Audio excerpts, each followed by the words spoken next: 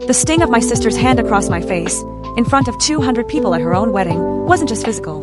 It was the sound of my entire family crumbling, and the echo of a betrayal so deep, I knew in that moment, nothing would ever be the same.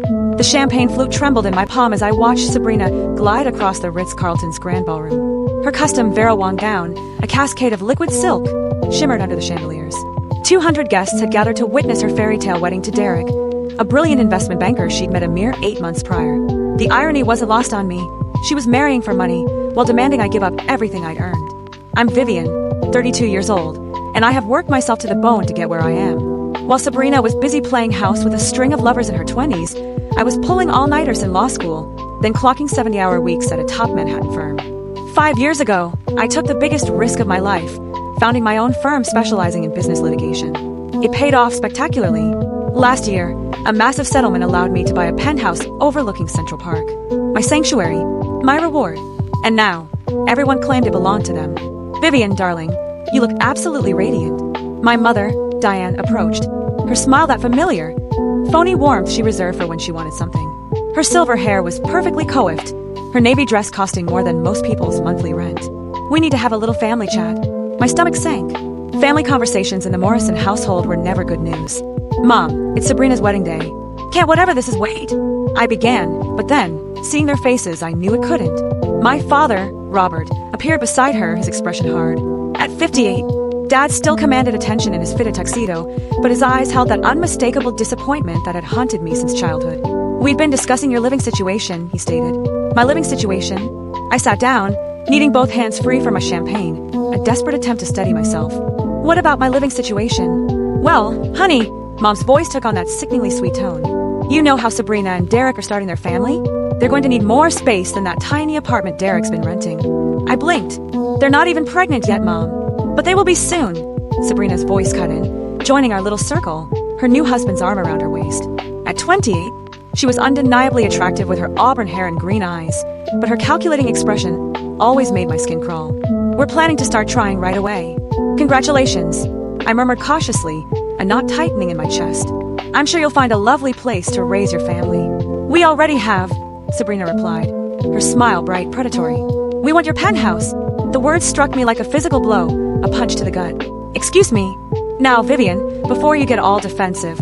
Dad jumped in, his voice taking on that patronizing tone he used when he thought he was being reasonable. Think about this logically. You're a single woman. You don't need all that space. Sabrina and Derek, on the other hand, are starting a family. They need room for children, for their future. You want me to give up my home? I couldn't believe what I was hearing. The home I had worked for years, sacrificed for, to afford. Not give up, Mom hastily corrected. Trade. You could take Derek's apartment. It's perfectly adequate for one person. A 600-square-foot studio in Queens. I asked, my voice flat, incredulous. You want me to trade my 3-bedroom penthouse on the Upper West Side for a studio apartment in Queens? Vivian, don't be so dramatic, Sabrina urged, rolling her eyes. It's not like you even use all that space. What do you need 3 bedrooms for? You don't even have a boyfriend. The comment stung, precisely as she had intended. Sabrina had always been the ideal child, the one who could do no wrong in her parents' eyes. They hailed her bold for dropping out of college to find herself. They referred to her career and relationship changes as exploring her options. When I graduated summa cum laude from law school, they were concerned I had worked too hard. I need those bedrooms because it's my home, I responded, my voice rising slightly, a tremor of fury beneath the surface. I earned it. I paid for it, and I am not giving it up. Vivian Elizabeth Morrison. Mom's voice became harsh, sharp. That is incredibly selfish. Family comes first. Always. Family. I laughed, a raw, bitter sound. Have any of you ever treated me like family? When I needed help preparing for the bar exam, you said I was being antisocial. When I established my own business and struggled, you accused me of being careless. When I finally succeeded, you pretended it was an accident.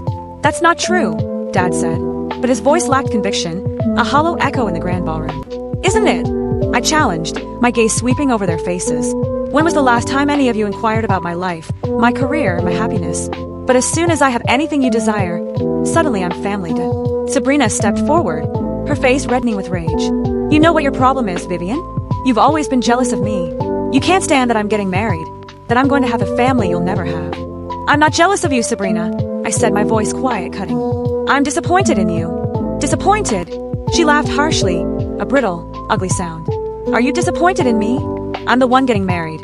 and I'll be the one to give mom and dad grandkids. What have you done besides make money? I've built a life, I said gently, deliberately.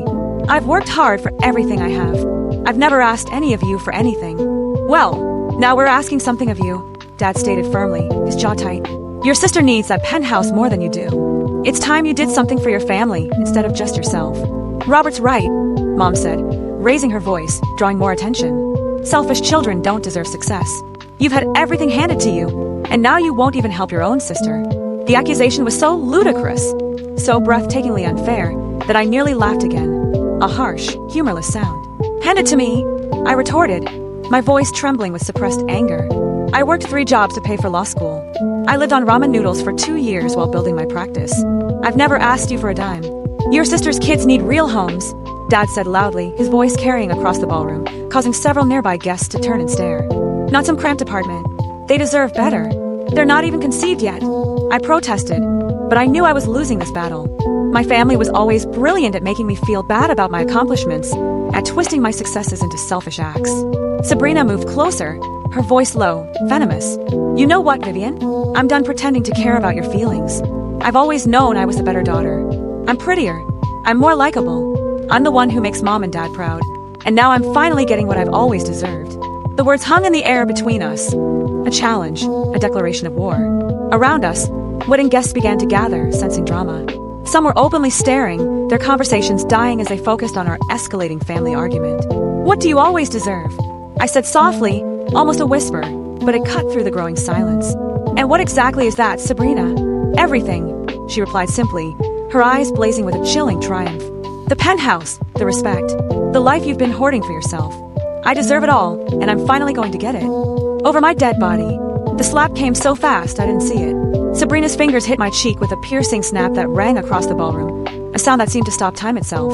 For a brief, agonizing moment, 200 guests fell silent, their chatter broken mid-sentence as they turned, eyes wide, to watch the scene unfold. Then the laughter began. It started with a few scattered giggles from Sabrina's friends, the ones who had always looked down on me for being too serious, too focused on work. But it spread like wildfire among the crowd. Guests who didn't even know me were laughing, pointing, muttering behind their hands. Did you see that? She actually slapped her. About time someone put Vivian in her place. I always knew she was stuck up. My cheek burned, a fiery brand of humiliation, but I did not cry. I would not give them the satisfaction. Instead, I stood there, feeling the crushing weight of 200 pairs of eyes on me, listening to their laughter, their whispered comments, their judgment. Sabrina smiled triumphantly. Maybe now you'll start acting like a real sister. Mom and Dad stood behind her, not apologizing for their daughter's actions, not protecting me. They merely watched, waiting to see if I'd finally given to their demands. That's when I realized something significant, something that crystallized with painful clarity. This wasn't only about the penthouse. This was about them keeping me in my place, reminding me that no matter how successful I was, or how hard I worked, I would always be the disappointment, the one who didn't count. But they had made one critical error. They had humiliated me in front of 200 witnesses, including some prominent figures from New York's legal and commercial circles. People who knew me, respected me, and had witnessed what I was capable of. I reached into my bag and pulled out my phone. My hands, remarkably, were still, despite the cold, clear wrath that coursed through my veins. Without speaking, I began typing. Vivian, what are you doing? Mom inquired uneasily, her phony smile finally gone, replaced by a flicker of concern. I ignored her and continued to type. The laughter around us began to die down as people noticed I wasn't behaving as expected. I wasn't crying. I wasn't running away in humiliation. I was doing something else entirely. Vivian, put that away, Dad said, his voice sharp. You're embarrassing yourself. No, I said quietly, kept typing. I'm not the one who should be embarrassed. Sabrina lunged, attempting to grab my phone, but I moved aside and clicked send just as her fingertips brushed the screen. What did you do? She hissed, her eyes wide, a flicker of genuine fear finally replacing the triumph. I looked up at her, at my parents, and at the multitude of guests who were still watching us with unmistakable interest. I chose the revenge that would silence you forever. Their confused expressions were nearly hilarious. They clearly expected me to either give in to their demands or burst out crying. They did not expect me to fight back. My phone buzzed with an answer, followed by another, and then several more in fast succession. Vivian, what did you send? Mom's voice became shrill, panic setting in. I gave the first genuine smile I'd felt all evening, a tight, cold smile. I sent a message to my group chat. You know, the one with all my lawyer friends, the journalists I've worked with, the business contacts I've made over the years, the people who actually matter in this city. Sabrina's face turned white. What kind of message? Just a little update about tonight's events, I said, my voice calm, deliberate. How my family demanded I give up my penthouse to my sister and her new husband. How my mother screamed that selfish children don't deserve success. How my father said my sister's hypothetical children needed real homes more than I do. How my sister slapped me in front of 200 people because I wouldn't hand over my life's work. The ballroom had gone utterly silent. Even the string quartet had ceased performing. I also mentioned how everyone laughed when I was assaulted. I said, my voice clearly audible over the hush, echoing through the now eerie quiet. How amusing they found it that a successful woman was being put in her place by her family. Vivian, you need to delete that right now, Dad warned, his voice dangerously low, a new kind of fear creeping into his eyes. I shrugged, a casual gesture that belied the storm raging inside me. Delete what? The truth. Too late anyway. It's already been shared. You know how social media works, Dad. Once something's out there, it's out there forever. My phone was now continuously vibrating with messages of sympathy, fury on my behalf, and pleas for additional information. The story was spreading faster than I had expected. You vindictive! Sabrina screamed, her voice wavering on the verge of tears. No, Sabrina, I said, my voice cutting through her outrage. I'm just done being your doormat. Derek, who had been mute during the entire argument, finally spoke up, his face pale. Vivian, maybe we can work something out. We didn't mean for things to go this far. I stared at him, a flicker of pity for the man who had just married into this mess. You married into the wrong family, Derek. You have no idea what you've gotten yourself into. What do you mean? He inquired, his tone betraying genuine confusion, a dawning horror in his eyes. I mean, your new wife and in-laws just made some very powerful enemies. Do you know who Judge Margaret Shin is? She was here tonight. She saw everything. She's already texted me, expressing her disgust at your wife's behavior. Sabrina's face, already white, now turned a sickly green. Judge Chin was one of New York's most recognized judges, known for having zero tolerance for entitled conduct. And David Rodriguez from the Times. He's been following me around all evening, trying to get an interview about my latest case. He saw the whole thing. He's asking if I want to comment on how successful women are treated by their families. Vivian, stop, Mom urged, her voice a desperate plea. You're going to ruin Sabrina's wedding. Sabrina ruined her own wedding when she decided to assault me in front of 200 people. It was just a slap, Sabrina insisted, her voice shrill, defensive. You're being dramatic. It was an assault, Sabrina, and it was witnessed by 200 people, including several lawyers, a judge, and apparently, a reporter. You want to know what I deserve?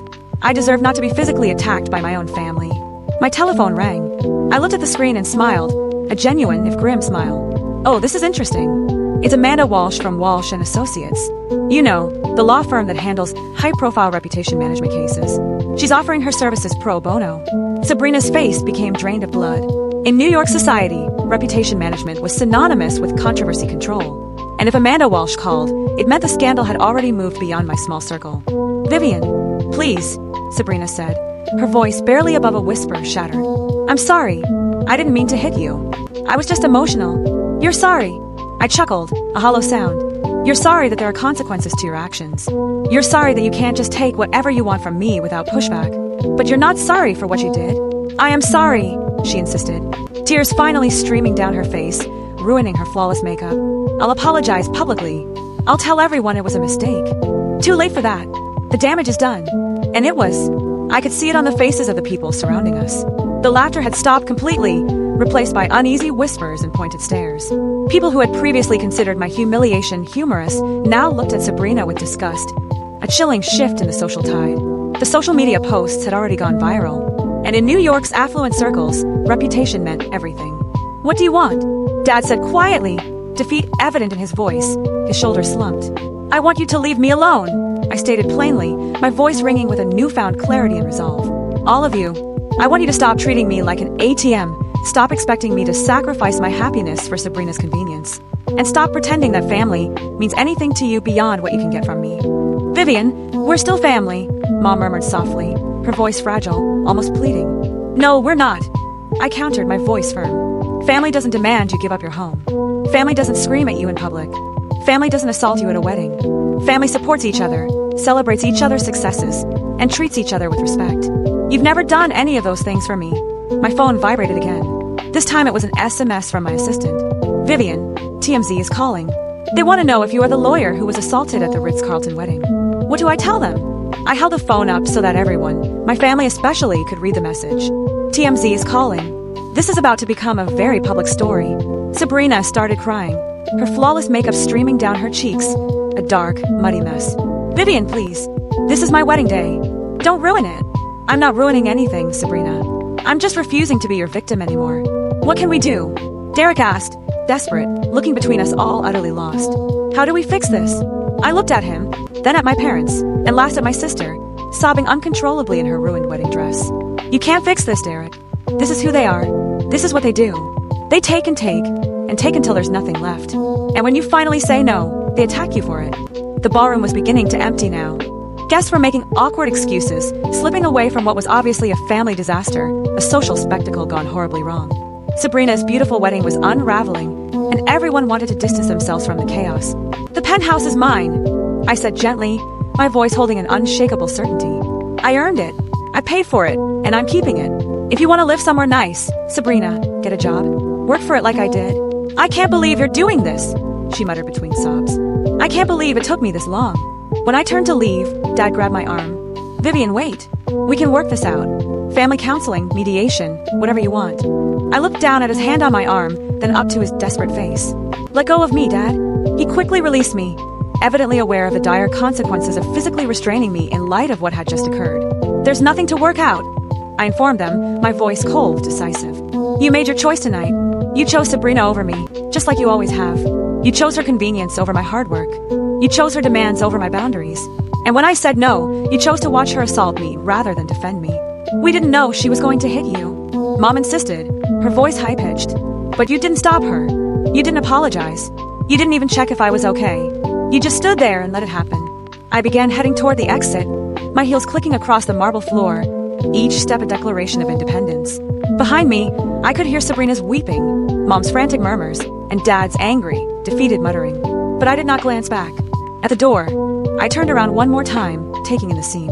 The once grand ballroom now resembled the aftermath of a calamity. Wedding attendees were separated into tiny, uncomfortable groups, whispering and pointing. The bride cried, her makeup completely destroyed. The groom appeared stunned, utterly bewildered, and my parents were attempting, futilely, to contain the damage that was already spiraling wildly out of hand. You know what the funny thing is? I exclaimed, my voice echoing around the virtually empty room, cutting through the silence of their despair. I would have helped you if you'd asked nicely. If you'd come to me with respect, if you treated me like family instead of like a bank account, I would have helped you find a nice place to live. I might have even helped with the down payment. The hush that ensued was deafening. But you didn't ask for help. You demanded my home. You screamed at me, insulted me, and then physically attacked me when I said no. So now you get nothing.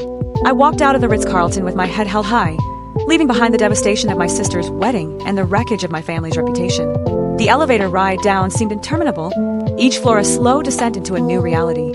As the doors closed behind me, I could still faintly hear the turmoil from the ballroom, muffled voices, crying, chairs scraping against marble as the remaining guests hurried to exit. My phone hadn't stopped vibrating since I wrote that message, and with each notification, I felt a strange combination of relief and dread. The lobby was thankfully quiet. The night manager, a distinguished gentleman in his 50s, approached me with concern on his face. Ms. Morrison, is everything all right? We heard there was some commotion upstairs. I paused, realizing that even the hotel staff knew about the incident. I'm fine, thank you. Just family drama. He nodded politely, but I could see the avid interest in his eyes. By tomorrow, this story would have traveled across the hotel's staff gossip network and into other luxury establishments across the city. In New York's aristocratic circles, scandals spread like wildfire. Outside, the crisp October air hit my face like a slap. Odd, given that I had already been slapped once tonight. I remained on the sidewalk for a time, watching the traffic flow along Central Park South, trying to process what had just occurred. Part of me couldn't believe I'd accomplished it. The other part of me questioned why it had taken this long. My telephone rang. It was Riley, my dearest friend, a prosecutor I met during my first year at the firm. Vivian, what the hell is going on? I just saw your group message, and now there are photos all over Instagram. Did Sabrina really hit you? She did. I began walking towards the subway, needing to move, to do something with the adrenaline still pouring through my veins. Holy, are you okay? Do you want me to come over? I'm fine, Jess. Actually, I'm better than fine. I think I'm finally free. Free. Free from pretending they were actually my family.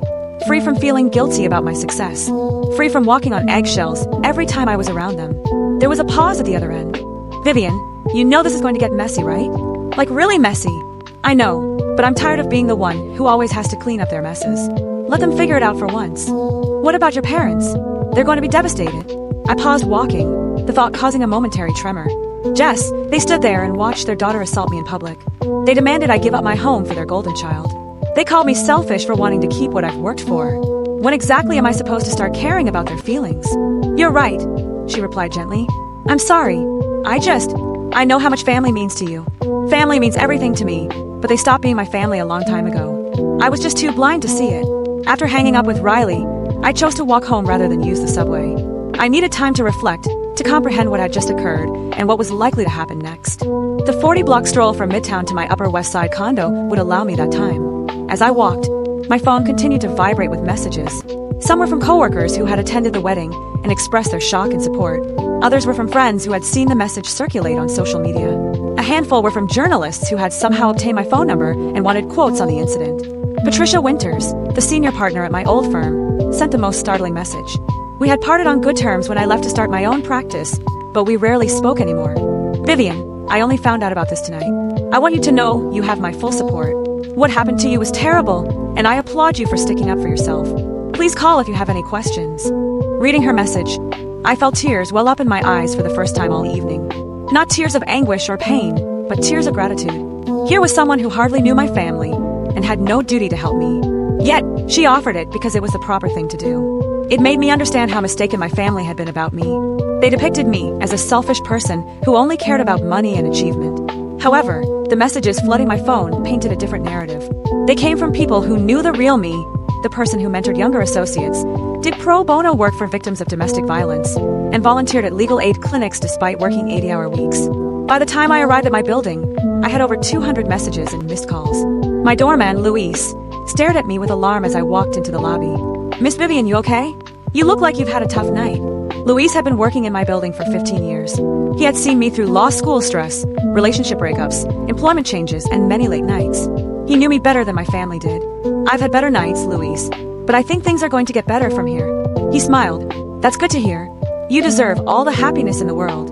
In the elevator, I finally allowed myself to look closely at my reflection in the mirrored walls. My cheek was still crimson from Sabrina's hit.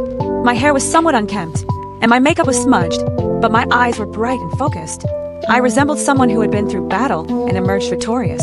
As I entered my apartment, it seemed like a haven. The floor-to-ceiling windows provided a panoramic view of the city with lights glittering like stars. This was my space, my accomplishment, my home, and no one was going to take it away. I poured myself a glass of wine and sat on my couch, finally allowing myself to sift through the incident-related social media posts.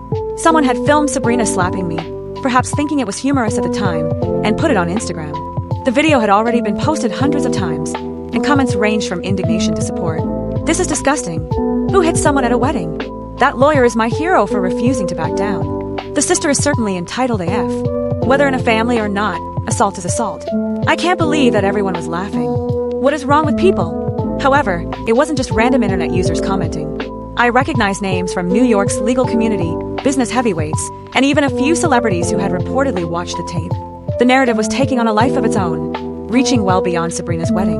The phone rang again. This time it was my assistant, Jenna, who called from her personal phone. Vivian, I'm so sorry to bother you on a Saturday night, but I've been getting calls all evening. The office voicemail is full, and reporters keep calling my personal line asking for statements. What kind of reporters? Everyone. Local news. Page 6, TMZ, even CNN. This story is everywhere. I closed my eyes, suddenly fatigued, but with a strange sense of vindication. What are they asking? They want to know if you're pressing charges, if you're planning to sue, what your family relationship was like before this. Some are asking about your law practice and your success story. A few want to know about your dating life. Of course they did. A successful single woman being attacked by her married sister was a common theme in stories about women, success, and family dynamics. Jenna, I need you to draft a statement. Keep it simple and professional. Something like, MS. Morrison is grateful for the outpouring of support she's received. She's focusing on her work and her clients at this time, and won't be making any further public comments about this private family matter. Should I mention anything about pressing charges? I paused. The fact was, I hadn't even considered filing charges. Sabrina's smack had been intended to humiliate rather than cause bodily harm. However, the inquiry made me realize that I had possibilities I hadn't considered. Don't mention charges either way. Let's keep our options open. After hanging up with Jenna, I realized I was hungry. I hadn't eaten anything at the wedding because I was so apprehensive about the impending family clash. I ordered Thai food and settled in to properly explore the consequences of tonight's occurrences. By late that evening, the tale had gained significant popularity on social media. The Instagram video of the slap had been published by many gossip accounts, resulting in thousands of views within hours. More intriguing were the lengthy articles already being published about the tragedy. A feminist blogger wrote on how women are expected to compromise their success for families. A family therapist wrote about poisonous family dynamics. A legal expert was discussing New York's assault statutes. My story had grown beyond just family drama. It sparked broader conversations about success, gender, family expectations, and standing up for oneself. Sabrina's Instagram account, which had been filled with wedding photographs and jubilation just hours before, was now inundated with angry comments. People called her entitled, abusive, and spoiled. Her wedding hashtag Sabrina and Derek Forever was ironically used to broadcast a video of her punching me. I nearly felt bad for her, almost. Then I remembered her triumphant expression as she smacked me. The way she sneered at finally receiving what she deserved, and my sympathy fled.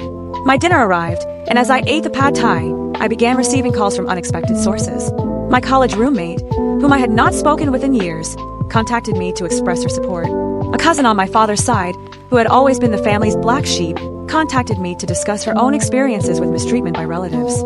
Even my high school guidance counselor, who had obviously seen the article on Facebook, called to express her pride in how far I had gone. But the most meaningful call came from Judge Margaret Chun, who had attended the wedding. Vivian, I hope you don't mind me calling. I got your number from the court directory. I wanted to personally apologize for what I witnessed tonight. Judge Chun, you don't need to apologize. You didn't do anything wrong. I should have intervened. I should have said something when I saw what was happening.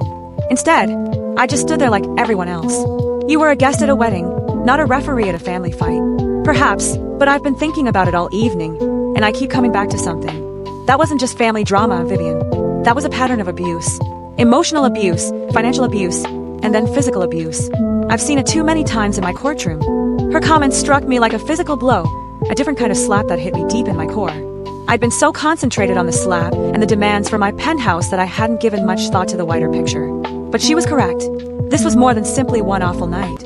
This was the culmination of years of my family treating me like a personal ATM, disregarding my accomplishments and making me feel bad about my success. I never thought of it that way, I said, my voice barely a whisper. Abuse isn't always obvious, especially when it's coming from the family. We're conditioned to accept behavior from relatives that we'd never tolerate from strangers. But what I saw tonight, the financial demands, the public humiliation, the physical violence, that's a textbook case of family abuse. After I hung up with Judge Chun, I sat in my apartment for a long time, reflecting on her words. Had I actually been abused by my family? It seemed like too strong a word. They had never hit me until tonight. They had never intimidated me or attempted to control my daily life. However, they had consistently attacked my accomplishments, made me feel guilty about my success, and asked me to sacrifice my happiness for Sabrina's convenience. They treated me like a bank account, not a daughter and sister. When I eventually said no, they publicly ridiculed and physically assaulted me. Maybe Judge Chin was correct. Perhaps this was abuse, but in a form I hadn't recognized. The understanding was simultaneously empowering and painful. It felt liberating, since it verified that I had made the correct decision to end my relationship with them. Heartbreaking because it meant admitting that my family had never truly loved me. They just adored what I could offer them. As the night progressed, I found myself feeling glad for Sabrina's slap. It had been the wake-up call I needed, the final straw that gave me the strength to stop enabling their actions. Without it, I could have continued to be their doormat for years. By 2 a.m., I was exhausted yet surprisingly calm. I had disabled my phone alerts to stop the continual buzzing and was getting ready for bed when I heard the building's intercom. I looked at the camera monitor and saw Sabrina standing outside, still in her bridal dress, mascara smeared down her cheeks. She looked up at the camera and said, "Please." I wavered for a second. She looked shattered and desperate. Despite everything, the sister I'd grown up with was standing outside my building, screaming for help in her damaged wedding dress. Then I remembered her triumphant expression after she had hit me. I remembered her saying that she deserved everything I had worked for. I remembered 200 people laughing as I stood there ashamed and alone. I switched off the monitor and went to bed. The story appeared on page 6 the next morning. Lawyer assaulted by sister at Red's wedding read the headline, which was accompanied by a photograph of Sabrina smacking me. The story described the entire affair, from my family's demands for my penthouse to the assault in front of 200 people. By lunchtime, it was trending on social media. The hashtags, #wedding-assault and #toxic-family-grieve went viral, with thousands of people sharing their own tales of entitled family members and supporting my decision to fight back. That afternoon, Sabrina's new mother-in-law called to cancel her invitation to the family Christmas celebration. Derek's legal business conducted an internal investigation after many clients voiced worry about his involvement in the incident. Mom and Dad's country club membership had been quietly stopped, awaiting review. The vengeance I chose was neither violent nor criminal.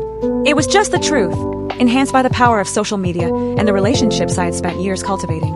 Sometimes the most devastating weapon is simply showing others who someone truly is. Sabrina called me a week later, crying and pleading with me to help them control the damage. She was sacked from her work at a boutique public relations agency when clients began canceling their contracts. Derek was about to undergo a professional ethics assessment. Their honeymoon was cut short when photographers began following them. "Vivian, please," she sobbed into her phone. "I'm sorry. I'm so sorry. I never meant for this to happen." "You meant to humiliate me," I answered gently, my voice calm and unwavering. "You meant to force me to give up my home. You meant to put me in my place in front of 200 people. The only thing you didn't mean was to face consequences for it. I'll do anything. I'll apologize publicly.